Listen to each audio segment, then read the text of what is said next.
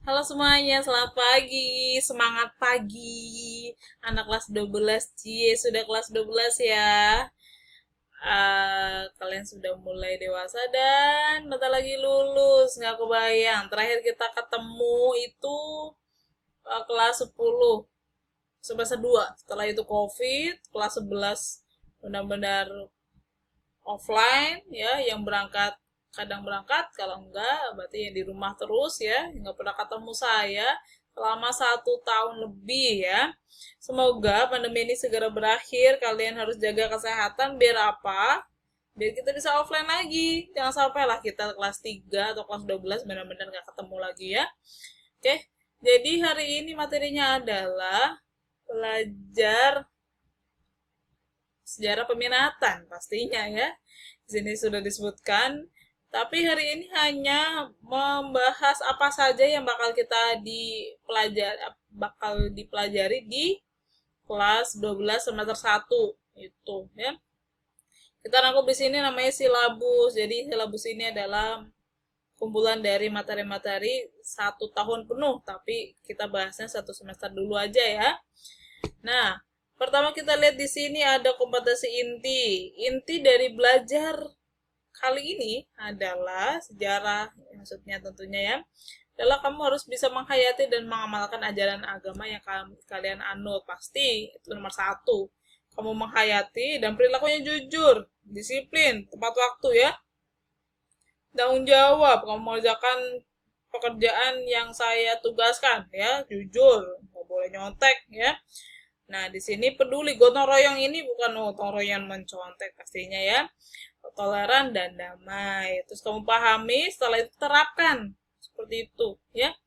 Terus kemudian diolah dan nalar kamu bakal menambah penalaran maksudnya itu ya.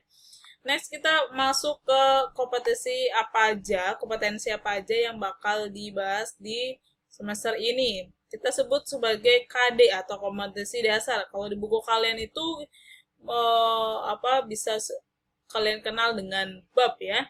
Bab 1 itu berisi tentang menghayati proses perjuangan mempertahankan kemerdekaan. Jadi gitu ya. Nah, di sini maksudnya adalah kamu akan mempelajari mengenai upaya-upaya mempertahankan kemerdekaan, baik upaya fisik ataupun diplomasi. Saya sebutkan atau kita kembali flashback ke materi kelas 11. Waktu itu kita sudah belajar mengenai uh, revolusi fisik ya. Jadi ada beberapa pertempuran mempertahankan kemerdekaan. Contoh ada Bandung Lautan Api, Medan Area gitu. Terus kemudian ada juga pertempuran Surabaya dan lain-lain gitu ya. Itu perjalanan fisik karena menggunakan cara-cara fisik atau perang. Ada juga yang menggunakan cara diplomasi diawali oleh perundingan Hoge-Value, Linggarjati, Enfield, Romroyen sampai dengan KMB. Tuh, maksud dari upaya mempertahankan kemerdekaan. Terus kemudian kegiatannya itu pembelajaran KI 1 dan KI 2, nanti KI 2 ada di belakang. Dia disajikan secara tidak langsung gitu ya, tentunya karena kita daring ya. Nah, penilaian hasil belajar kalian itu dilihat dari observasi, tentunya ini yang saya akan lakukan ya. Kamu nggak perlu di ini. Tentunya kalau penilaiannya itu kalau nggak lisan ya tertulis, bahkan penugasan juga ada ya. Terus 3.1 tadi ya. Oke. Oke. Nah, di sini kamu masuk ke dalam perang dingin ya. Perang dingin berarti udah masuk ke sejarah dunia di sini ya.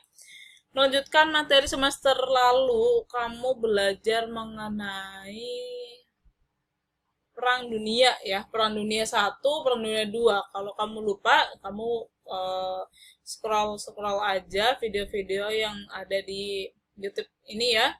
Itu ada Perang Dunia 1, Perang Dunia 2. Nah, kelanjutan dari Perang Dunia 2 itu kita sebut sebagai Perang Dingin antara Uni Soviet dengan Amerika. Nah, di sini yang maksudnya itu adalah dampak dari Perang Dingin di kehidupan politik serta ekonomi global ya, karena sifatnya itu mendunia di sini ya. Bukan hanya negara-negara yang berkonflik saja yang berdampak, tapi ternyata negara yang terlihat netral gitu. Seperti kita pun dicari-cari saja gitu. Contohnya kalau kita itu pernah hampir menjadi negara yang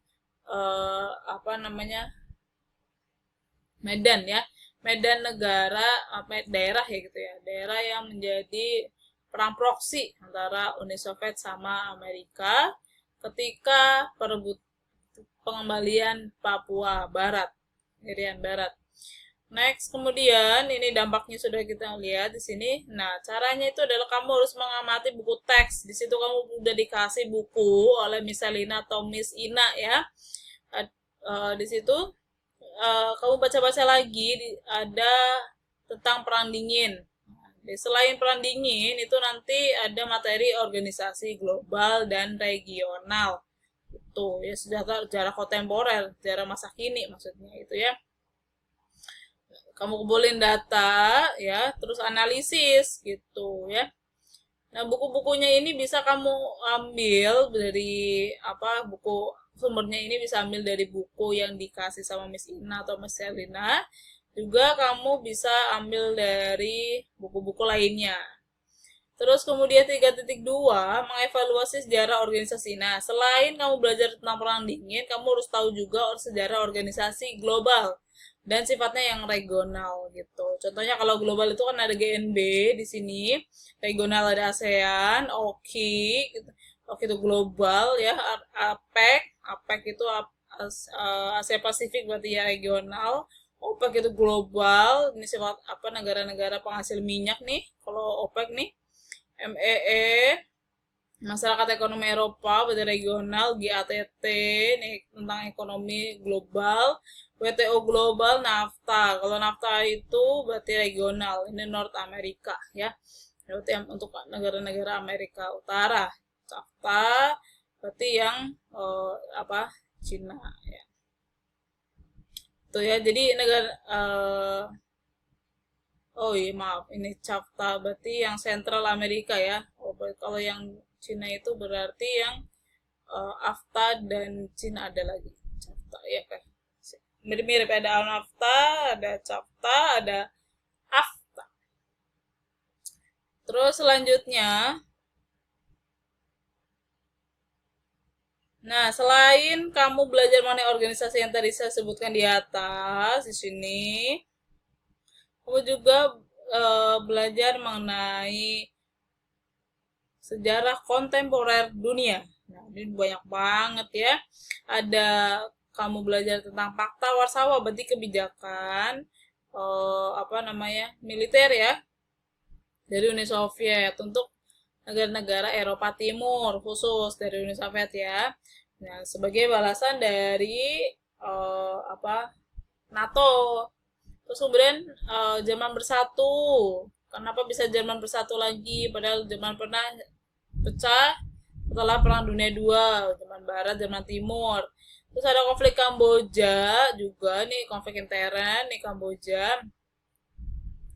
Terus kemudian yang Partai Komunis Kamboja nih, Pol Pot. Terus ada juga Kemar Merah, maksudnya Partai Kemar Merah, tokohnya namanya Pol Pot. Terus kemudian ada Perang Teluk itu ada 3, Perang Teluk 1, 2, 3 itu ada di Timur Tengah ya. Irak, yang pertama itu Irak-Iran, yang kedua itu adalah Irak sama Kuwait, yang ketiga, maaf yang tadi kedua ya, yang ketiga itu adalah Irak sama Amerika. Terus ada politik apartheid. Yang apartheid itu berupa diskriminasi ya, ras atau kulit ya di Afrika antara kulit hitam dan kulit putih. Afrika Selatan tentunya ya. Konflik Yugoslavia, ini perpecahan Yugoslavia menjadi negara-negara yang sekarang negara-negara merdeka sendiri-sendiri gitu ya, ada di Eropa Timur. Dan terorisme dunia bagi kehidupan ya. Jadi akan dibahas mengenai sejarah kontemporer ini semua gitu. Kenapa kita bahas? Karena ternyata berhubungan dengan Indonesia pastinya gitu ya. Ini rinciannya, terus informasinya kamu kumpulkan pertanyaan, kamu harus mengumpulkan pertanyaan kalau kamu belum paham ya. Kumpulkan pertanyaan tentang perang dingin, ya, organisasi regional, terus sejarah kontemporer dunia gitu ya. Terus 4.1 tadi udah. 3.4. Nah, kemudian ada mengevaluasi kebijakan pemerintah dalam bidang ekonomi, militer, politik pada awal kemerdekaan sampai tahun 50. Kita kembali ke sejarah Indonesia di sini, sejarah Indonesia ya sama gitu ya, walaupun ini judulnya adalah sejarah peminatan, tapi membahas mengenai sejarah Indonesia di sampai tahun 50, berarti di awal kemerdekaan ini ya. Ya, ada sebutan awal kemerdekaan. Terus ada yang terakhir nomor 3.5, mengevaluasi secara kritis peristiwa revolusi nasional dan sosial yang terjadi di awal kemerdekaan. Nah, ini awal-awal kemerdekaan itu kan macam-macam ya bentuk perlawanan ya. Yang tadi saya sebutin ada Puputan Margarana, ada Medan Area, ada pertempuran Surabaya, Bandung Lautan Api, dan macam-macam gitu ya. Jadi itu materi-materi yang bakal dibahas di semester 1. Ada 5 bab dari 3.1 sampai 3.5. Oke. Jadi hari ini yang saya bahas itu mengenai apa saja materi yang akan keluar di semester ini. Oke, terima kasih, selamat siang, semangat pagi tetap ya. Jaga kesehatan agar kita bisa ujian ya, bisa ujian nggak online lagi ya, ujiannya saya harap ujiannya offline ya. Oke, biar bisa saya cek. Oke, terima kasih semuanya, selamat pagi.